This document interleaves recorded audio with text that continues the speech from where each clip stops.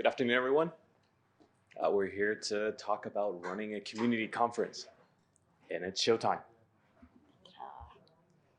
We have an agenda. We're going to talk about who we are, why we're here, which is to share experiences with our peers, and also perhaps maybe recruit for some future events. Oh, no. Not you, Vic, you're busy. We talk about how we put on an event, and then there'll be questions. I'm Stacey Haysler. I'm the president of PGUS. I am a PostgreSQL contributor. You can read all those wonderful things. And I work at PGX. My co-host, my co-star. I'm Mark Wong. I contributed various things to the community, work on the funds group, help mentor in the summer code program, and co-organize the Portland user group, do some stuff for PGUS, and I work for EDB. Cool. Questions at the end, please. We have a lot of material to cover, and including Q&A, we have 45 minutes. So hold your question. It might get answered during the presentation, and if it doesn't, you can always find us afterward. So the United States Postgres Association, as affectionately known as PGUS, is a 501c3 public charity in the US, and we're here to, PGUS is trying to help support the growth and education of Postgres. Hey kids, let's put on a conference! So just to mention a couple of events that PGUS has put on, if you've heard of these, we just put on an event in Chicago last April, a one-day event. We put on a two-day event in New York City last September, and we're going to do another three-day event coming up in first week of October. CFP is still open for another until June 12th, and hope you guys can make it. So the first thing is community conference recognition. The Postgres Global Development Group has specific guidelines about what defines a community conference. As part of a community nonprofit, PGUS requires that events that we associate with follow these guidelines. You can read them there. There's more on the website. Pretty straightforward. Needs to be a Postgres conference. Must have a code of conduct, and really it's 2023. If you don't have a code of conduct, you need to look at what you're doing. Keeping a company balance with the organizer committee, with the program committee, and you must be public about where the profits are going to go. And it's okay if they're going to go into your pocket. You just have to say that. But most people and organizations put whatever profit from this year into next year's event. So we have some counterparts in EU, Japan, Asia, other places, but since two of us are primarily with PGUS, if you're in one of those other areas, I'm sure one of the local organizations will be happy to help. But in PGUS, we have a conference committee who will liaison with the group that wants to plan whatever particular local event you have, and be there for advice, consultation, and help, general help. Yeah, particularly if you're a first-time organizer, you don't realize what you're getting into, and then you're into it. It's like, I need to talk to somebody who's been through this before. And that's what your board liaison, your conference liaison will do. They'll also help you put together the proposal to present it to the board for approval. So the general guideline is to announce at least 6 months prior to the event. Particularly with a new event, it takes a lot of time to gain traction, to get the word out, to get new speakers, new sponsors, new volunteers. Even an established event has a lot of work to do year to year. The very minimum I would recommend is 4 months. We pulled off PG Day San Francisco in 91 days, never again. As a standard rule, PGS requires 6 months just because it takes that much time. So 6 months, 26 weeks, 180 some days, is really not a lot of time. If you can plan, make more time to plan, we highly recommend it. So working with PGUS. Create a draft budget. This requires you to do a draft sponsor prospectus, and that is more fun than you might be prepared for.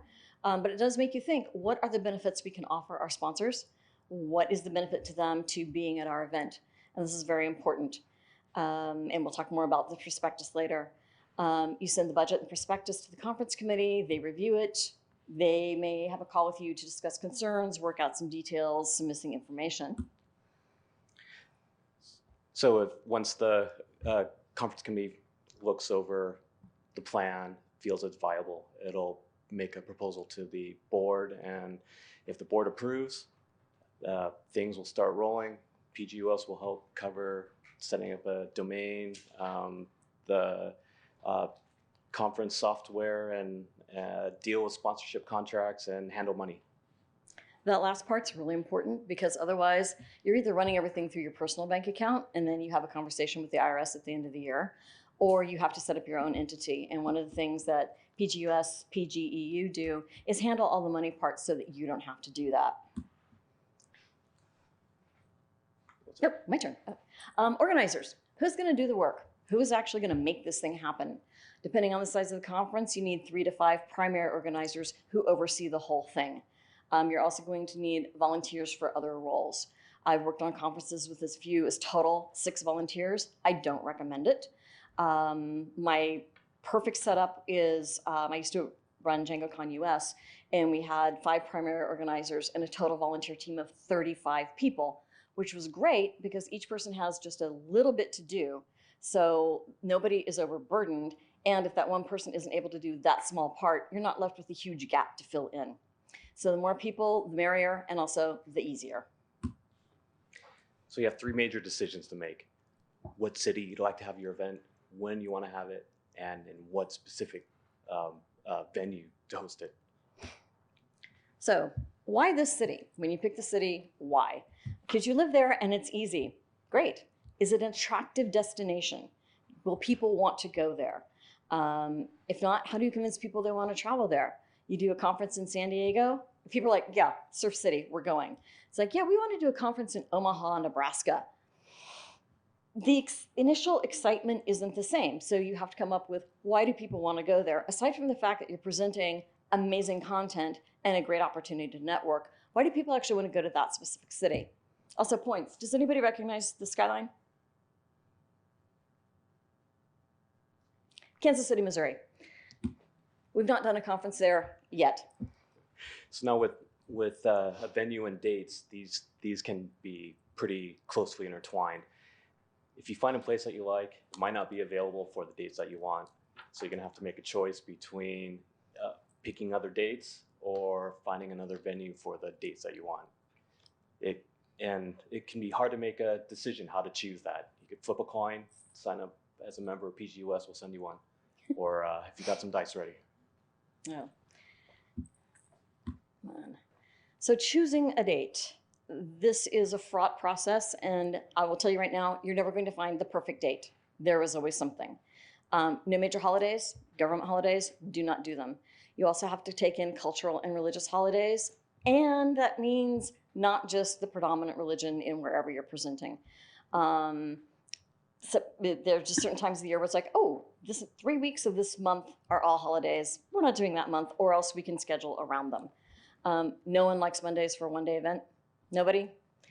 Tuesday after Monday holiday, nobody wants to be there.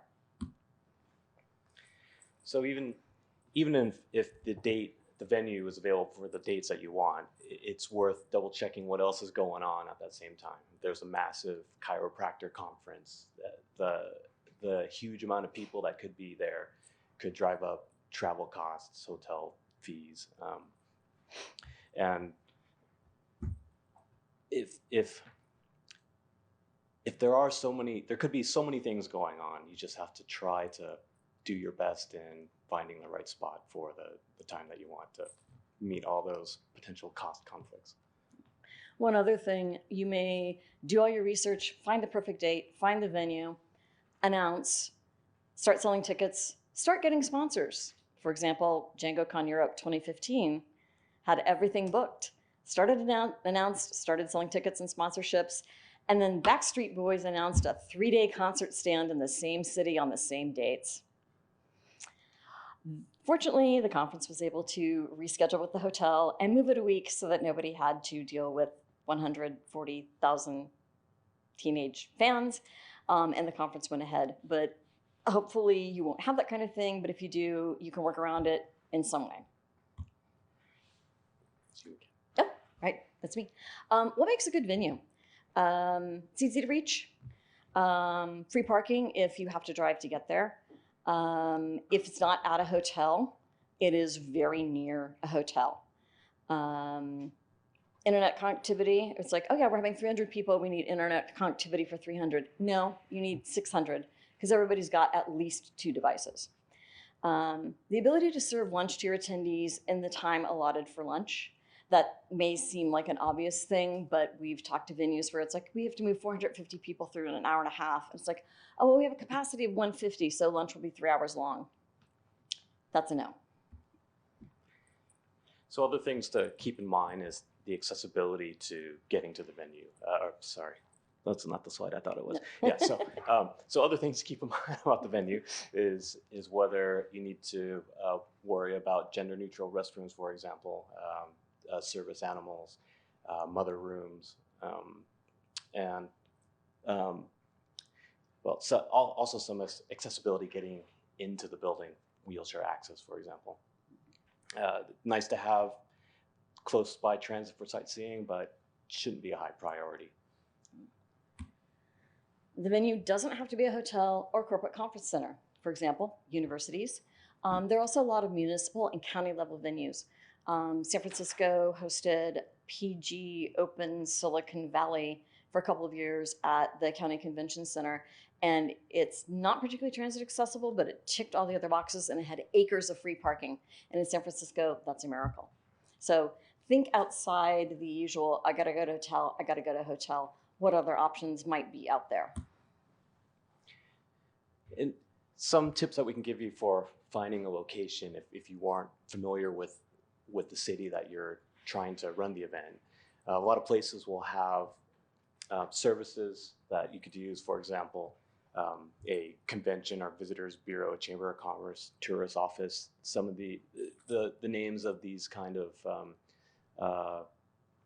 what do we call them? Agencies may change depending on where they are, but their purpose is to help bring tourism into the city. So they'll likely try to be helpful in helping you find a place for the event, the size of the event you're trying to host. There are also some online free options like Speed RFP that you can use to search. One thing about Speed RFP is that it might primarily focus on hotels as opposed to some smaller, lesser known convention center, meetup hosting type places, but it can still be a good place to start. So what do you actually need? Do you need one large room because you're doing a single day, one track event? Do you need multiple rooms, including a giant keynote room that's then going to become track A with additional breakout rooms? Do you need small sound isolated tutorial rooms? And check the sound. Django Con US, I can't remember the year, we were in Spokane and there were 4 ballrooms and we reserved 3 of them on Sunday for tutorials and we were told the 4th one was empty. Between the time we booked and the time we arrived there, they booked a electric band praise service into the 4th ballroom when we were trying to do tutorials. And it's like, I'll go down and deal with the hotel. And one of the other organizers went and unplugged their sound system and walked out. We let the hotel deal with it. But yeah, so just check on that and just make sure that the hotel understands that, no, you can't have an electric band next door.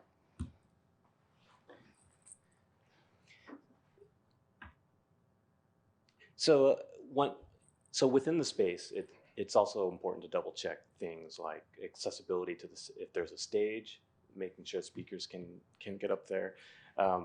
Also in the audience, if there's room for people who are in wheelchairs if needed. It can also be worth spending the time to make sure that the rooms are actually well laid out for line of sight to the presentation. Some rooms, checking the sound too, if it may be hard to hear the presenter because the room is massive, or that's really the one example I can think of, making sure there's also accommodations for mics, speakers, whatever is needed to make sure that can be heard as well as they can be seen. Yeah, one other thing on accessibility, I looked at a venue once, it was on the 2nd floor. We get there, it's all stairs. And I said, what's the plan for attendees with mobility issues? They said, oh, we just carry them up the stairs and down again. That's a no from us, thank you. Other considerations. Where do the registration tables go? Where do the meals and breaks go? Is there enough room for people to sit? If not, do you have standing tables? What can be done?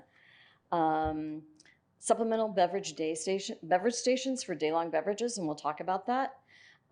Spaces for your sponsor to set up. You've promised them a booth. They need to be somewhere. And you would be surprised how many hotels are like, oh, I thought you were just going to put them, somewhere. Yeah, somewhere. That's your job. If registration in the sponsor area, like here, are out in the middle of the hallway, secure space overnight for things to lock up if it's a multi-day event. Asking your sponsors to haul their stuff back and forth for a 3 or more day event leads to a lower level of sponsor satisfaction, let's just say. So a couple of other things that are also worth looking into within the space is having a green room for speakers to set up or having a room for speakers to prepare if you can get a room set up with pods or some catering style table layout. Similarly, having a quiet room for attendees to take a break from some of the activities sometimes. So again, having something laid out either in a lounge style type setup, or even again catering style pods, something to just be able to get some personal time. Catering. We could be here all day talking about catering. Catering could be its own full day long tutorial, but we have 30 minutes left. So most venues, you have to use their caterer. If they don't have an in-house caterer, they have a list of approved caterers. The reason these are approved is because they know the venue, they comply with the policies, they have the necessary insurance. If it's a captive audience sort of thing and you have your own caterer, you might be able to ask, you can always ask the venue, can we bring on our own? They're insured. Some may say yes, some may say no, but it's always worth asking. If you don't ask, the answer's no. Other thing, does the venue provide everything? And you laugh, and if it's not a standard hotel or convention center, you have to ask. I've run conferences where the venue provides the venue, but everything for catering, the tables, the chairs, the linens, all on you. We ended up contracting with one of their preferred caterers who said, oh, we'll handle all of that, which was great because it meant we weren't having to haul in tables and set up chairs. But we paid a serious premium for that, and it made an unexpected dent in our budget. We recovered from it, but that was not what we had anticipated when we started pricing out this venue. Oh, wait. I'm sorry. This is my personal. So, all day beverage service. A lot of venues sell coffee and tea by the pot. $60 for a gallon of coffee all day. No, we don't do that. What you do is you go in and say, we'd like all day beverage service. Please get us a quote on that. And they'll kind of blink at you. Most of the time they'll come back with one. A few times they push back and say, oh no, we can't do that. It's like, well, then I don't think we can be here. Having drinks available all day, coffee, tea, water, non-caffeinated drinks, very important. People are happier when they're hydrated. People are more pleasant when they're hydrated. People are better behaved when they're hydrated. So good hydration equals no COC problems. Okay, back to you. Oh no, what happened to my slide? Oh, it must be a PDF export. Oh dear, okay. Partial list of dietary accommodation requests. These last two, pescatarian, soy-free, vegan, vegetarian, and Asian vegetarian. Thank you, British Airways, for supplying this list. You don't be overwhelmed. You don't have to know what these are, and you don't have to do all of them. So you try to cover as much as you can these days, or as much as you reasonably can. These days, it is fairly common to be able to accommodate for vegetarians, vegans, and gluten-free at least. If you can cover more without too much hassle, I'm sure attendees would appreciate it. And try to figure this out before committing to the venue, because once you commit and you realize you need to accommodate even for vegetarian, vegan, sometimes it might be too late. The venue will need to know your general expectations when you put in the request for proposal. If you've got a multi-year event, you know what those numbers are based on your prior years. If you don't, use these estimates. It's a start, and you don't have to give them a final count until the final head count is due, which is usually 3 to 7 days prior to the event.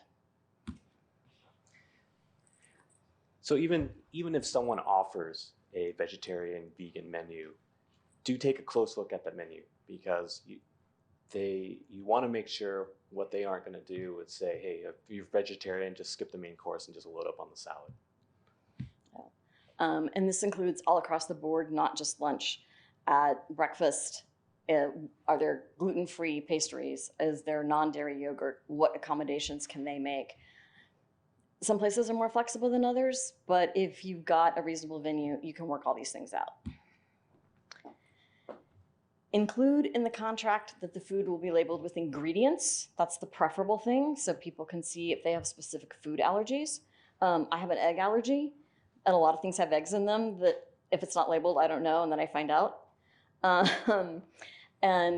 Some places are required to label with allergens, but at least get one or the other, but preferably ingredients. Allergens turn up in surprising places. Soy sauce contains gluten. How many people knew that? Yeah. And it's bad when you find out that because your keynote speaker goes into anaphylactic shock. So a couple more tips. If the space allows, it can be nice to separate some of the alternate menu items into its own location.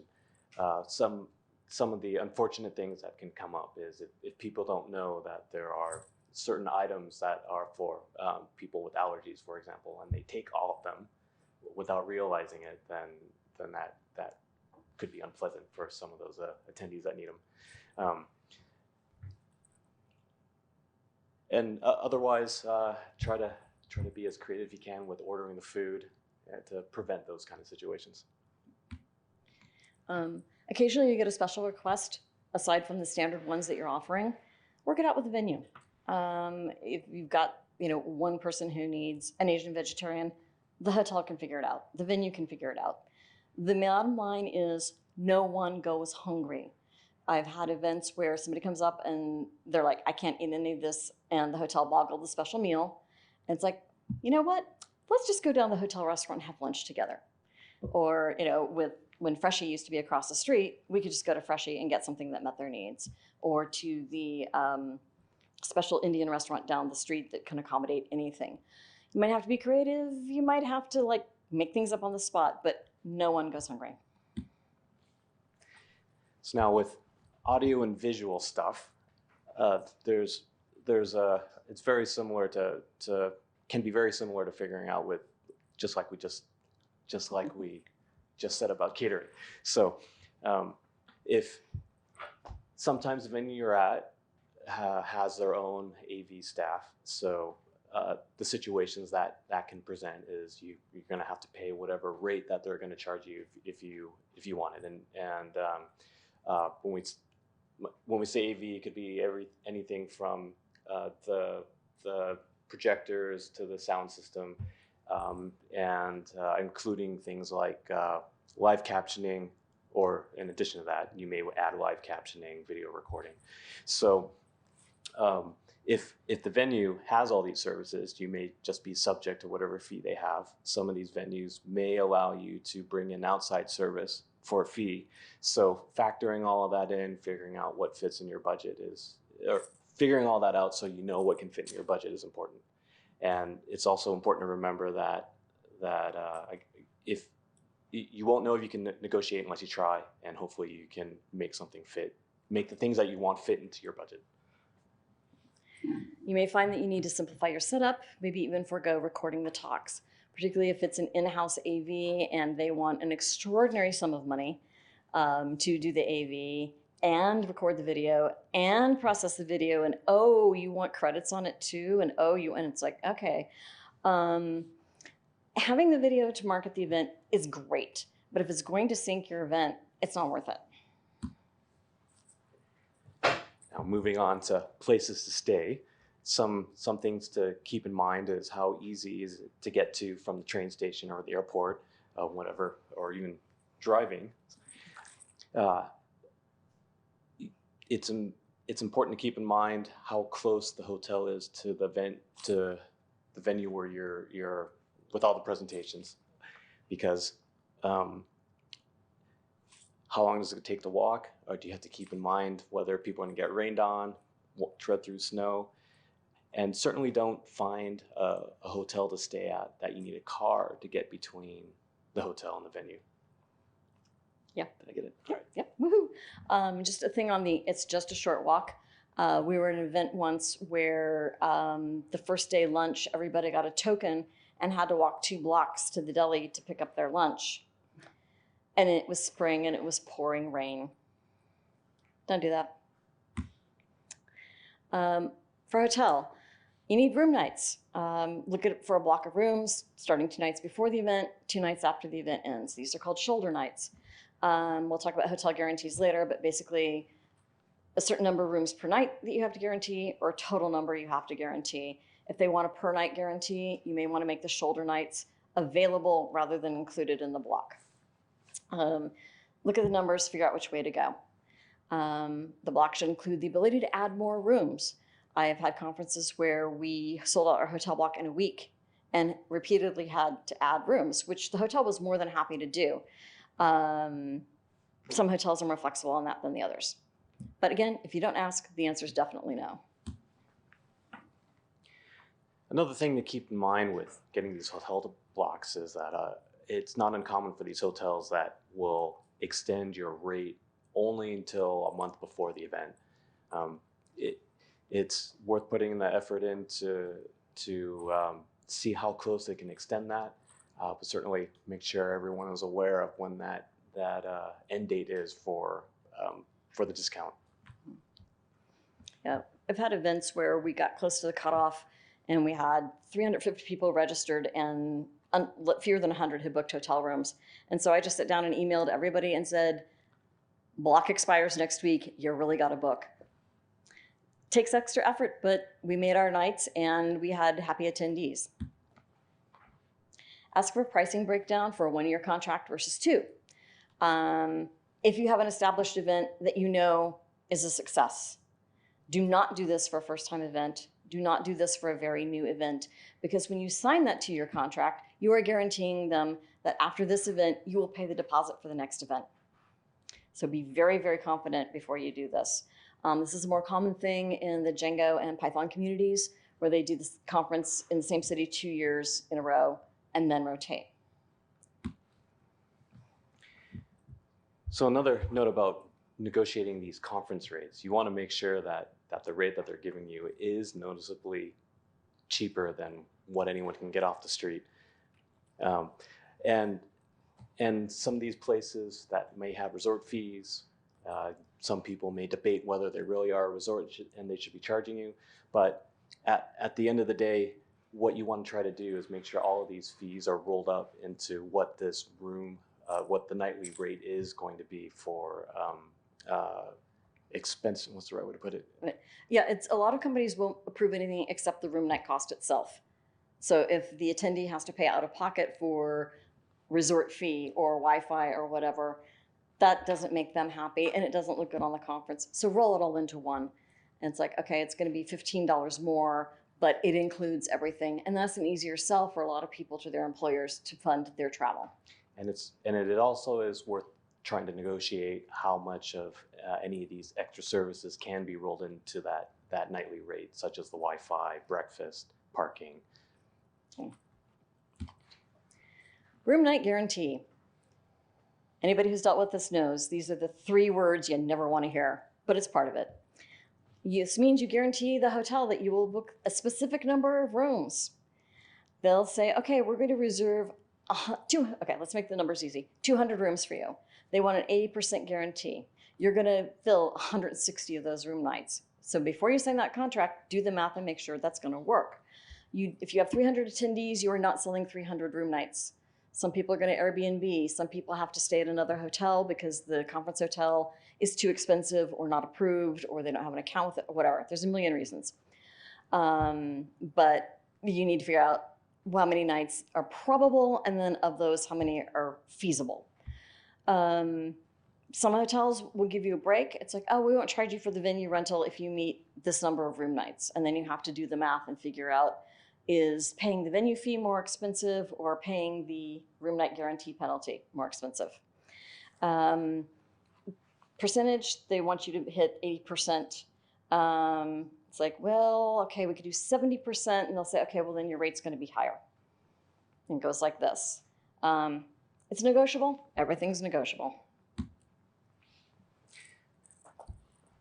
Another thing to keep in mind is comp rooms. If some hotels might say that if you get 50 rooms booked, we'll give you one night free, one freebie. Yeah.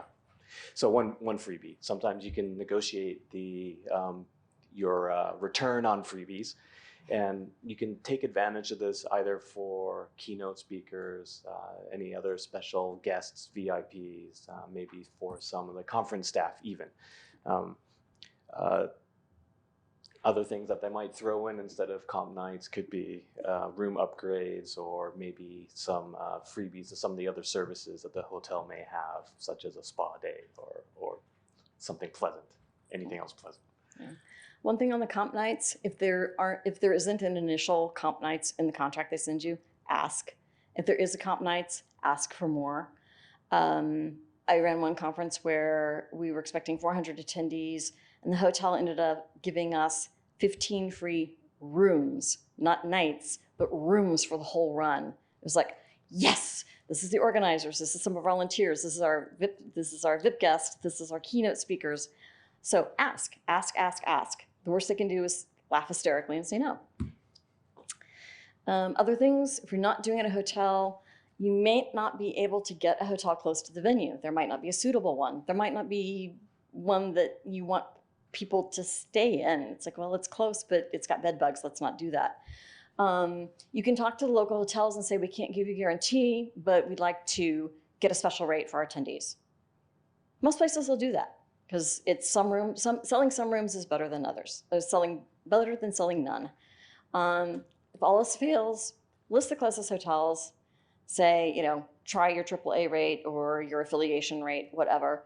I've had a couple of one-day events where we couldn't get a decent hotel to give us a rate or give us a block. So we just got a rate accommodation. And people were happy with that because they were half block from the venue and they got the rooms for half price. So this is the best part, budget. We're nonprofit organizations, and we don't have endless pools of money. So breaking even is very important.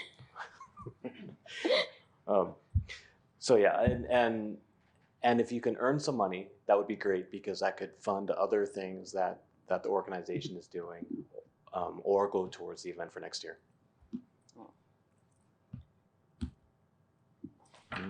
PDF export did not like this formatting. I'm taking this personally.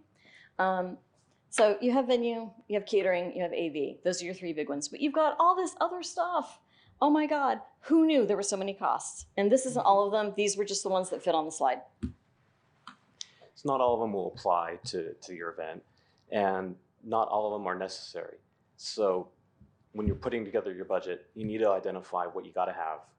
And if the budget allows, throw in as many other nice to have things as you think you can afford. Yeah.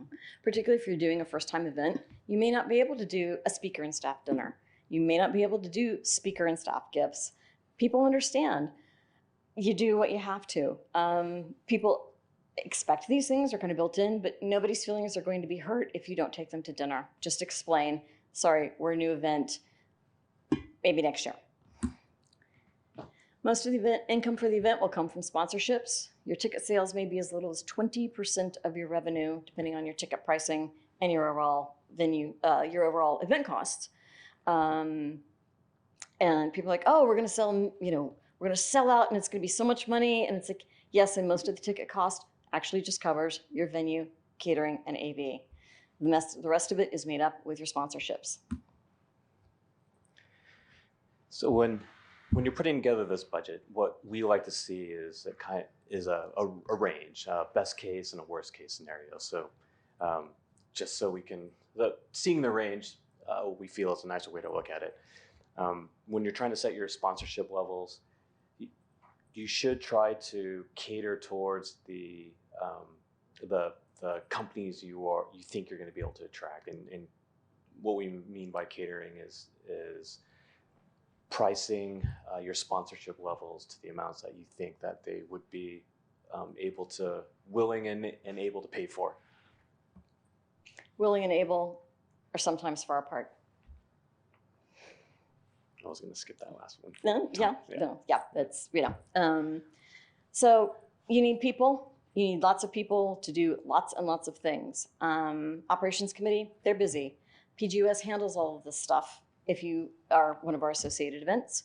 Program committee, you're all familiar with those. Sponsor committee, this is where the money comes in. You got to have people who are sharp and with it and answer their email in a timely manner. And again, we help provide support for this. It's nice to have a web team taking care of managing the website and providing technical support for users, either who are having trouble finding things on the website or some of the payment. Sometimes there's payment issues and login issues and things that are a little beyond content. Marketing team, marketing. It just needs to happen. Some of these venues will have technical staff to help out with all AV things, but if not, it will be helpful to have someone be prepared with adapters, tips, power, Wi-Fi assistance, and yeah. Grants committee, if you have the funds for that. And again, PGUS Diversity Committee manages this function for our associated events. If you're expecting any international travelers, having someone prepared to help out with visa letters and required documentation to help them get their visas approved is very helpful. Sprints team, this is more a Django Python sort of thing. But if you want to do sprints, do them. Oh, can I have this one? Yeah. I know a little bit about this. All community events must have a code of conduct and an on-site code of conduct committee. We can provide training for the event staff. You can also refer incidents to the PostgreSQL COC committee. You must do this. Even if you're not running a community event, do this anyway. It's 2023, there's no reason not to. And now, put it all together really fast. Marketing, where can you market? So marketing is very important. Ticket sales help offset the costs. Also, ticket sales means increasing ticket sales also means increasing the attendees, and speakers will appreciate having as many people as they can to share their knowledge with. And ways that we try to do to get the word out is take advantage of newsletters, social media, email lists, forums, chat rooms, Postgres user groups. Well, and not doesn't have to be a Postgres user group. Any user groups that could have interest in the Postgres database world. Personal contacts are also fine. Business clients would be great if appropriate. Call for papers. You all know how that process works. You need to finish it early enough so that people have time to get company approval, get their travel approved, arrange their visas. At least 90 days, preferably earlier. Well, sponsors are also very important. With the way we get sponsors, they do offset a lot of the costs. If someone has the time and energy to help manage to do sponsor development, that is a huge help. Taking the time to make sure your prospectus looks professional, sharp, something that makes your event look appealing. Time passes, things happen. It's showtime. Who's in charge? Who's going to handle the problems? This is what it comes down to. There's always something last minute. Who makes those decisions? If that decision requires money, can you put it on the tab, pay it later? Or do you need a credit card on the spot? Hopefully you know this long before you get to the actual day, but you need to know this. it's important to be able to communicate with everyone helping at the event, whether you do this with text messages, Telegram channels, Slack, and have people who are able to physically run errands when needed.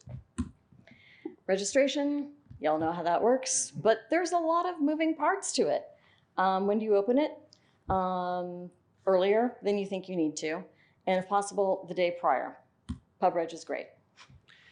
So even beyond checking people in, the registration desk will also be a place where people will look for information, schedules, return lost items, look for lost items, and including stuff about code of conduct and having, I kind of said all of that, didn't I? Yeah. Yeah. Yeah, you're good. Thanks. Yeah. Room hosts, y'all know how those work, but you need them. You need room host kits.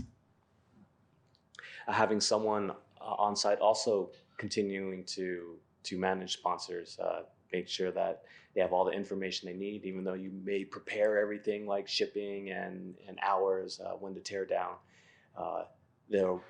It's not necessarily because they forgot, but they want to double check that they're doing things right, and letting them know that the event appreciates them being there. Thank you cards are nice, and making sure that they got everything they need is important. Handling attendee complaints. Nobody likes this. There are serious ones, there are non-serious ones. Mostly make it easy for the attendees to know who to ask for help, and make sure staff knows who to contact for problem resolution. Handling COC violations. You've got to have the COC on your page. You've got to have the committee on site and make the information available. If someone reports an incident, take it seriously, handle it promptly. I was looking at the next one. It's okay. Okay. Official social events, they're fun, they're great. Consider limiting alcohol or not using alcohol at all. DjangoCon switched to a non-alcohol, DjangoCon US switched to an alcohol-free social event starting in 2017, and it was a tremendous hit. There were a couple of complaints about, oh, there's no beer, but everybody had a much better time, and we received lots of compliments and thanks every year. So a note on unofficial social events. Some companies or individual may choose to host something that isn't officially tied to the event. We trust these people to do this in a way that doesn't conflict with any of the official going-ons. But one thing to be careful of for liability reasons is not promoting the unofficial events through channels. If something goes wrong, it can go wrong for the event if you accidentally show, what's the word? Affiliation. Affiliation. Endorsement, yeah. Okay, and then the conference has happened. The official social was a success. You've earned your rest. Mark, I think you need to redo an export on here. So we'll export this. This was something that we just wanted to make sure that, this is something that we just wanted to provide for people to be able to download the slides later and look up additional resources, guides, handbooks, advice on running events. Yeah, it's general running events, some accessibility, this kind of thing. So, questions?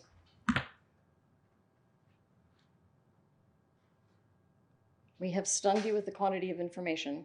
No. Yeah. I see that you are from the PgUS is providing the system for the conference, right? Yes. Is it open source project or Yeah, it is a open source project. It's the same system that folks in the EU developed. So we're really using. the same system we're using Right. Mm-hmm. Yeah. Yep. Cool. Questions? Any other questions? All right. Okay. Oh yes, please comment. Happy to field comments. Well, just that about other major things happening at the same time. Right before we had already asked for an estimate and stuff on certain dates in Paris when we were informed that PGCon is in Paris next year on that date, and so we had to move a week earlier, and that was good because a little bit later and we would have been Yeah, no, you really have to look at what else is going on in the city. One of my colleagues scheduled an event in her professional field the same week as the World Cup yacht races, and that didn't go well for anybody. So yeah, you really have to watch those dates and work around them as much as you can. Anything else? Just that once the event's over, at least for Paris, we can't rest until we book for the next year. Otherwise, we won't get a venue. Well, that could be, and then again, you may look at the 2-year option. So, other comments or questions? Thank you all so much. And again, if you're interested in an event in the US, you can talk to us at PGUS. PGEU will also be happy to talk to you. I know that they got Nordic PG Day going, PG Day Paris, and as of this year, PG Day Med. So we are doing, we're doing our part here. They're doing their part there. PGCon. Yes. But I was thinking just the smaller events they've helped start. But yes, they do run PGCon EU. So be prepared to go to Prague in December. Yes, you want to go to Prague. All right, thank you all so much. Thank you.